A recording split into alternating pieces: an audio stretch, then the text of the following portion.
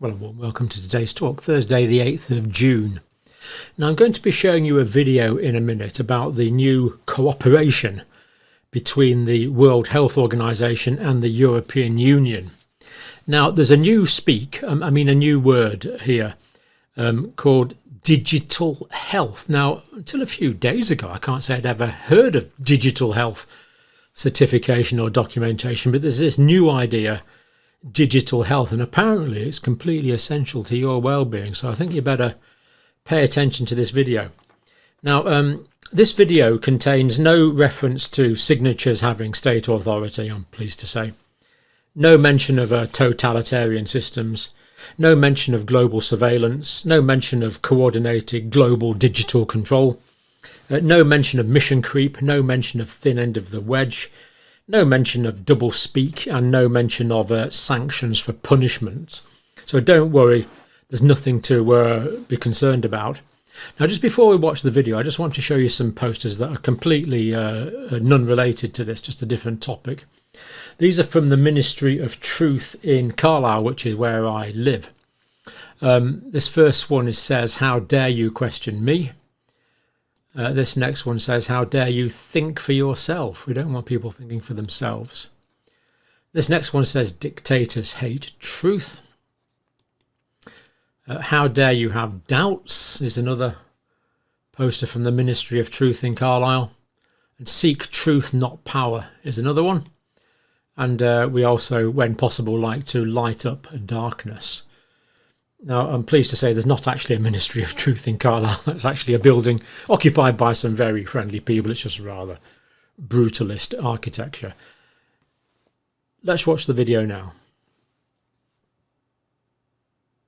It's a great pleasure to be part of this signing ceremony for the WHO Global Digital Health Certification Network uptake ceremony.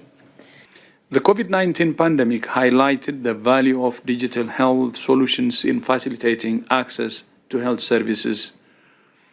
While the emergency phase of the COVID-19 pandemic is now over, investments in digital infrastructure remain an important resource for health systems and for economies and societies at large.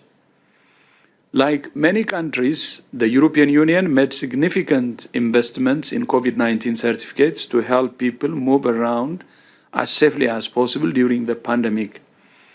The European Union's certification system was used by all 27 EU member states and more than 50 other countries.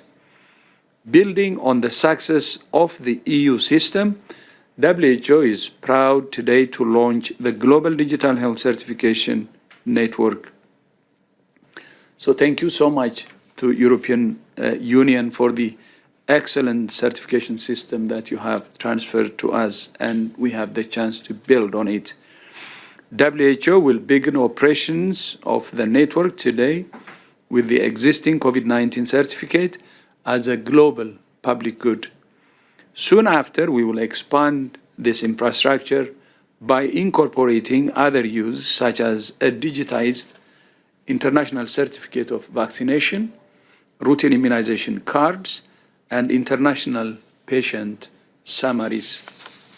WHO will continue to work with all regions to ensure that the network is accessible globally, incorporating relevant experiences and standards from other countries and regions. It's important to emphasize that privacy is key. WHO will not have any access to any personal health data. We will only maintain a directory of the public keys that can be used to verify the authenticity of a member state's digital health records. The Global Digital Health Certification Network will be an important part of our efforts to strengthen health systems and support our member states to prepare better for the next epidemic or pandemic. The network could also play a crucial role in cross-border humanitarian situations by ensuring people have access to their health records and credentials as they move across borders due to conflict, the climate crisis, and other emergencies.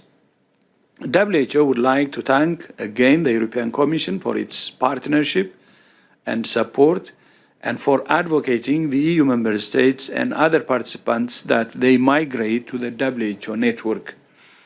I also thank the EU and WHO teams who worked hard to bring us to this moment. We very much value the European Commission's technical and financial support, and we very much hope that support will continue. WHO looks forward to implementing this administrative arrangement and furthering our collaboration so that all member states can equitably reap the benefits of this vital digital public infrastructure. I thank you, and Katarina, back to you. Thank you very much, Dr. Tedros. I think this really summarizes why we at WHO are excited about this project, which really could leave an important global public good.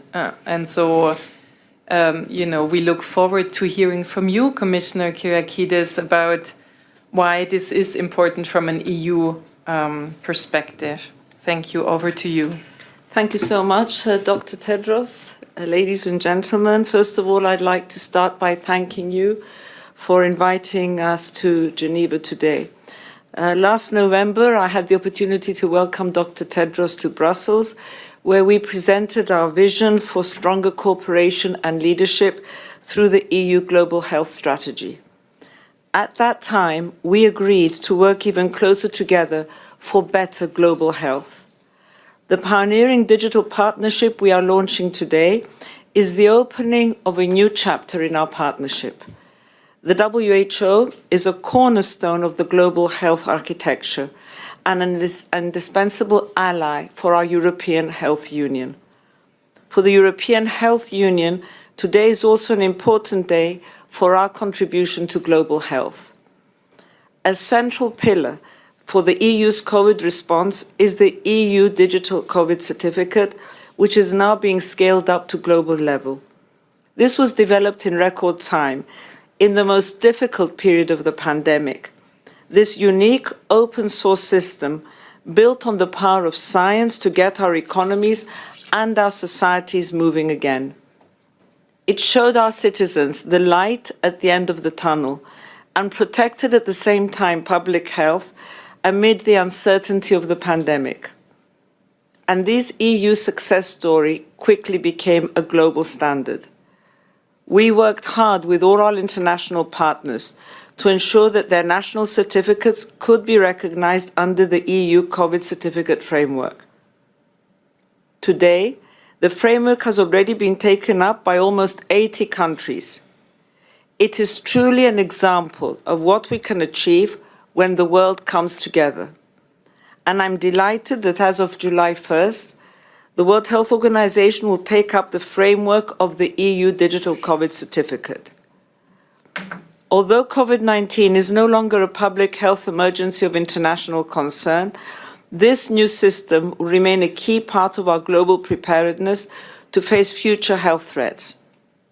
And through this system, we will build a genuine world standard in digital health documentation. Its global successor, the WHO Global Digital Health Certification Network, is the new chapter in the development of digital health. And as the pandemic has shown us all very clearly, digital health does have the ability to transform healthcare systems around the world and deliver better healthcare to citizens. To end, allow me just to say a few words on our cooperation with WHO in advancing global health more generally. I have said many times that a strong, accountable and well-resourced WHO must be the leading authority in a reinforced global health architecture. The EU will continue to play its part towards the central objective in the negotiations for an international pandemic agreement and the amendments to the international health regulations. And finally, in ending, Dr. Tedros, I would personally like to thank you for your cooperation, for your leadership, and for the valuable help during the pandemic, but also to arrive to today's good news. And I look forward to continuing our close collaboration through the strategic dialogue between the Commission and the WHO.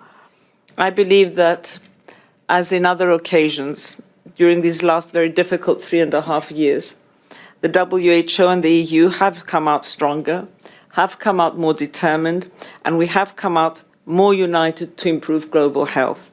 And our work continues to make this a reality and give hope for citizens worldwide. So once again, thank you.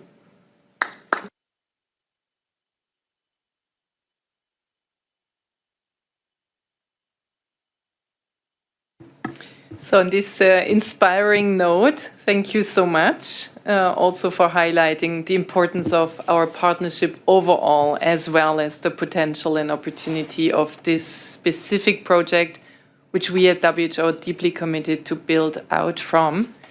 We'll now move to the actual signing ceremony, the signing of the administrative arrangement and letter of intent.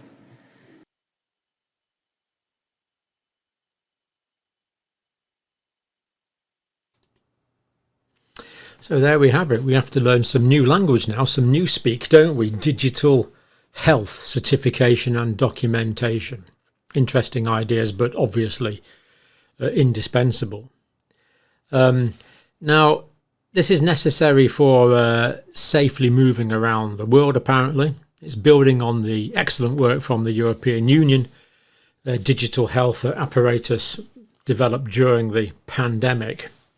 And this is for global public good, according to the speakers. So they're saying it's for global public good.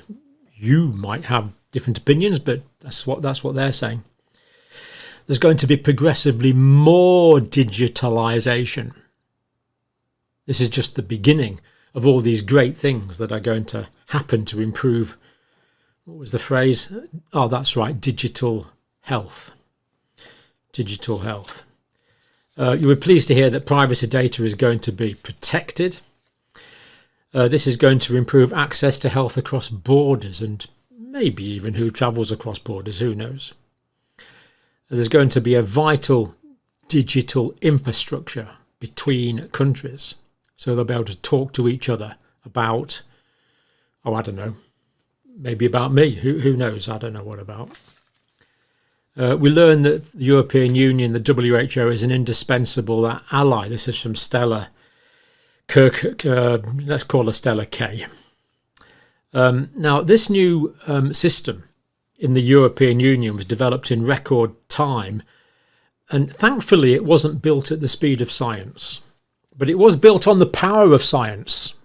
So it's got science in the sentence, therefore it must be good, because it's built on the power of science, and it gives hope for citizens worldwide.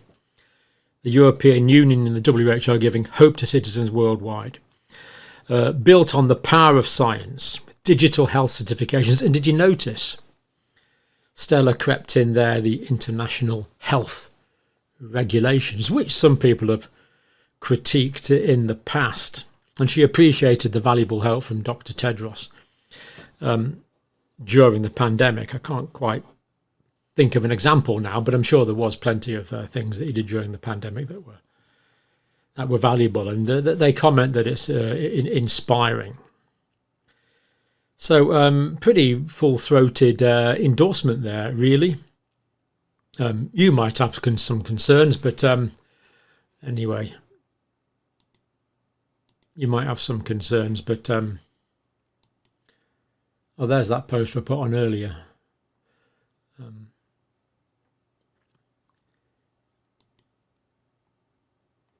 I'm sorry this is a disconcerting video. I personally found it fairly terrifying, but